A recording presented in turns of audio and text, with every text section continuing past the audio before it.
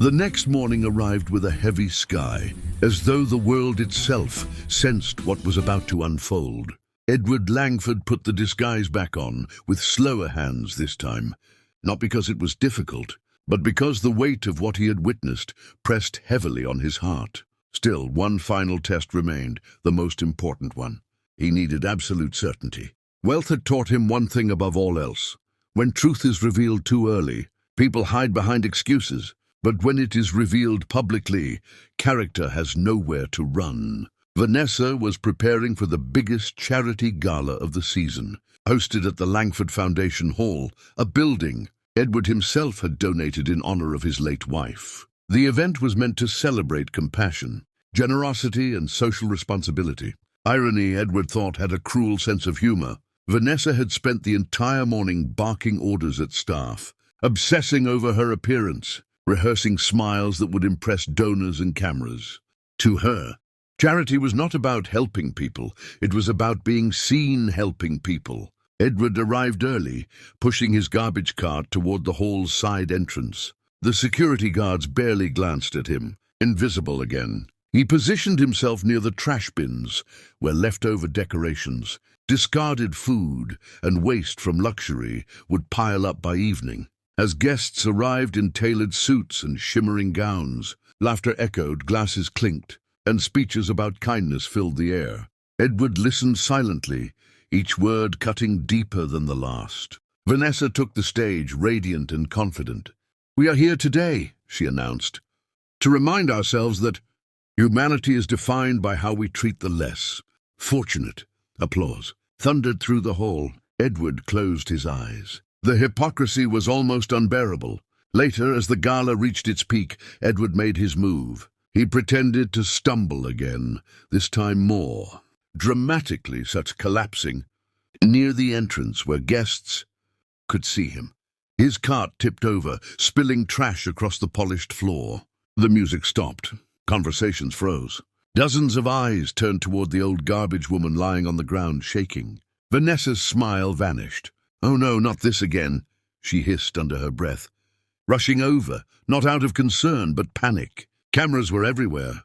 "Someone get her out of here," Vanessa whispered harshly. "She's ruining everything." Edward groaned softly. "Please." "I think I hurt my leg." A murmur rippled through the crowd. Some guests looked uncomfortable. Others looked away. Vanessa crouched beside him, her voice low and sharp.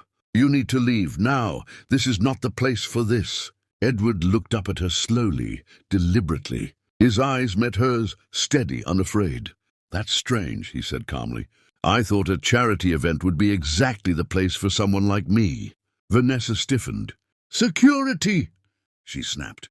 Before anyone could move, Edward reached up and removed the scarf from his head.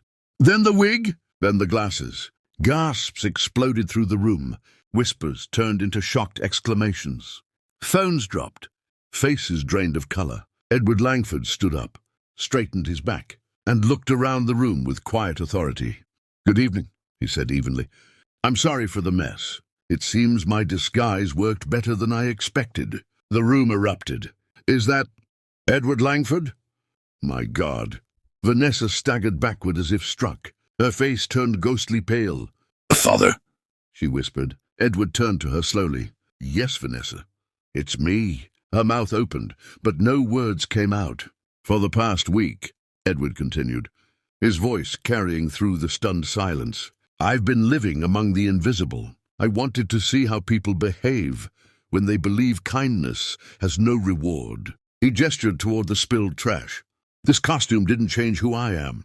It only changed how you treated me." Vanessa's knees weakened. I didn't know," she stammered. "If I had known—" Edward raised his hand. "That is exactly the point." The silence was deafening. "You spoke about compassion today," he said.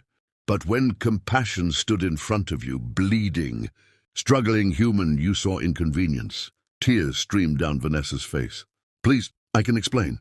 Edward shook his head. "No explanation can erase repeated choices." He turned to the crowd. "True character is revealed when no one is watching. Not in speeches, not in charity posts, but in how we treat those who cannot benefit us." Then came the final blow. "I built my empire from nothing," Edward said, "and I will not leave it in the hands of someone who sees people as disposable." Vanessa collapsed into sobs. "I have decided," Edward concluded, "to place my inheritance into a trust focused entirely on humanitarian work. My son will receive guidance, not blind privilege. And anyone who wishes to represent the Langford name must first learn humility." Edward walked away, leaving behind stunned silence, shattered pride, and a lesson no one in that room would ever forget. Later that night, Edward returned to his modest room, removing the disguise for the last time. For the first time in days, his heart felt light. He had lost an illusion, but gained clarity. And clarity, he knew, was priceless. Because wealth can buy power, but only character earns respect. And if this story moved you, if it made you reflect on how we treat those the world overlooks, subscribe to the channel. Stories like this aren't just entertainment.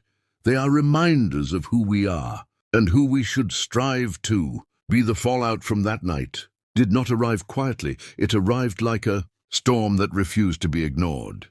By morning, the gala incident had spread across the city, whispered in boardrooms, splashed across social media, and debated in living rooms.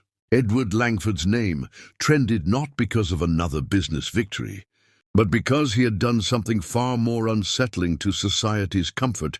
He had held up a mirror, and many people, especially Vanessa, did not like what they saw reflected back at them. Vanessa did not leave the mansion for days. The walls that once felt like symbols of success now felt like a cage closing in. Every compliment she had ever received echoed hollowly. Every smile she had practiced felt fake, and every cruel word she had spoken to those beneath her replayed in her mind like a punishment she could not escape. She tried calling Michael again and again, but he was already on his way home, having seen the viral footage with disbelief and heartbreak. When he finally arrived, he did not shout. He did not accuse. His silence was far worse. He listened as Vanessa cried, as she justified, as she blamed stress, pressure, misunderstanding, everything except herself. And when she finished, Michael asked a single question that shattered her defenses completely. Would you have treated her kindly if she were truly just a garbage collector? Vanessa had no answer. Across town, Edward sat alone in his study, watching the city wake up through tall glass windows. He did not feel victorious. He felt resolved. The test had not been about punishment. It had been about truth. And truth, once revealed, demanded consequence. Edward met with his lawyers, restructuring not only his estate but the values tied to it. Employees who showed compassion were promoted. Programs for dignity-based employment were funded. Training on empathy became mandatory across his companies. Quietly, without press, he sought out Maria, the housekeeper who had shown kindness without knowing who he was, and ensured her children's education was fully funded. Meanwhile, Vanessa faced the slow collapse of the image she had built. Invitations stopped coming. Friends distanced themselves. Charity boards quietly removed her name. For the first time in her life, she experienced what it meant to be overlooked. And in that discomfort, something unexpected happened: self-awareness. One afternoon, against her instincts and pride, Vanessa visited a sanitation center. She stood awkwardly among women who worked long hours for little recognition, including the real garbage collectors she had once dismissed. She didn't announce herself. She didn't explain. She just listened. For weeks she kept returning, cleaning, sorting, helping, not for cameras, not for applause. And slowly, painfully, she began to change, not because she wanted forgiveness, but because she finally understood humility. Months later, Edward encountered her again, not as a judge, but as a man who believed redemption was possible when paired with genuine effort. He did not restore her status. He did not erase the past, but he acknowledged the present. And sometimes that is the hardest mercy of all. The story did not end with wealth redistributed or relationships perfectly healed. It ended with something far more powerful: awareness. Because the true inheritance Edward wanted to leave behind was not money, but a lesson that dignity should never depend on appearance, that kindness is not performative, and that how you treat those who can do nothing for you reveals everything about who you are. If this story made you pause, reflect, or see the world differently, then it has done its job. Subscribe to the channel for more stories that challenge the heart, awaken empathy, and remind us that true wealth is measured not in millions, but in humanity.